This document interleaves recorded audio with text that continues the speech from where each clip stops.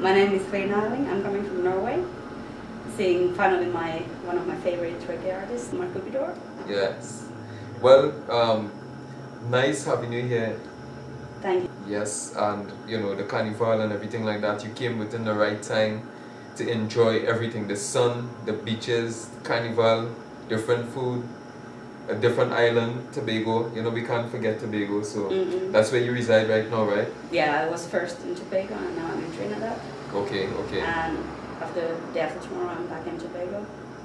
Okay, no problem, no problem. So what do you think about the people of Trinidad and Tobago? I love it all the way. Inside out, beautiful people. It's beautiful great people. Here. Yes, man. I know. Well, the vibe's just cool. I mean, besides all the things you might hear about Trinidad, at least you can still come here, enjoy yourself, and you know, I am not a stranger to you, and I'm not a stranger to anybody who wishes to come to Trinidad to have a good time. Yeah, it's everyone has been like that here. It's been a very great experience. I never experienced anywhere in the world so many nice people at the same time. It's really good. But it's still blessed. It's still blessed. So I realize you're grown. Your dreads like mine. Yeah, little by little, they're getting there. You know what we have meaning. You know, me as being Rasta, we have meanings for growing out here. All right. What is your meaning of having your? Well, my meaning is like a reboot. So how I was before and how I am now. Although with the attention that I'm getting on within my musical career, with all the women and the messages and all these things, you know, you never stop. You never stop. Keep your meditation. You know, you keep always on higher levels. Always. You know, you try to maintain honor, peace. You know, my anthem is word, power, and song. Truth, equal rights, and justice in any form. So having that, you know, all these things represent a change. So, you know, for me, you know, the only word I can describe is a reboot, which, you know, extends to the meaning of what I'm saying right now, considering my liberty and meditation as Rasta. You know? So you meditate a lot? Well, when I say meditate, it's like, you know, you have enough time for yourself to reflect on what should be done the correct way, and you know, probably what is done, you know, how it's going to impact on people. You know, so I'm in constant meditation concerning that, just to liberty, just to live good, to interact with my people. That was my mom there, people. Anyway, yeah, so you know, it's been a change for me during the years. You know, to actually experience something new about myself.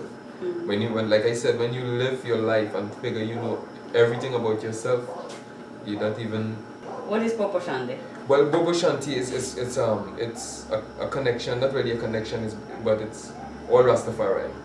There's 12 tribes. There's Bobo Shanti, there's Nyabingi, and so forth. Alright? Okay, and what is Bobo Shanti then special for? Well, Bobo Shanti is more like a natural way of living liberty, you know? It's a practice that most Rastafarians are in, but their preferences, you know? If you choose to be Bobo Shanti, there are certain things that you could eat and there are certain things you can't eat. You have to hold your Sabbath, you know? Always glorifying the Most High in everything, alright? You have to be clean in heart and meditation. Right? Our teachings as Rastafari has to be on point. You know?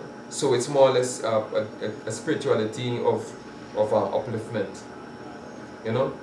It's a situation where you can relate by heart. You know? And not by mouth. So you see a fellow brethren, you know, bless and love, after love. You know? So all that is part of you're just at liberty as Rasta, as Bobo Shanti or as any other, under Rastafari order, you know? So, I hope I explained it in the most natural way, the Rasta way. And it's all in It's liberty. the first time ever I heard the Bobo Shanti name. So it's kind of like, okay, what's the difference between Rastafari and Bobo Shanti? No, well, Rastafari, Bobo Shanti is part of it. It's, you know, it's part of an order, Rastafari order. There's Nyabingi, as I said, 12 tribe. You understand? There's, you know, Nyabingi, Bobo Shanti, however you want to call it, you know, it's all under Rastafari order. You understand? But it's a spiritual practice of cleanliness and self-motivation by prayer and by constant faith.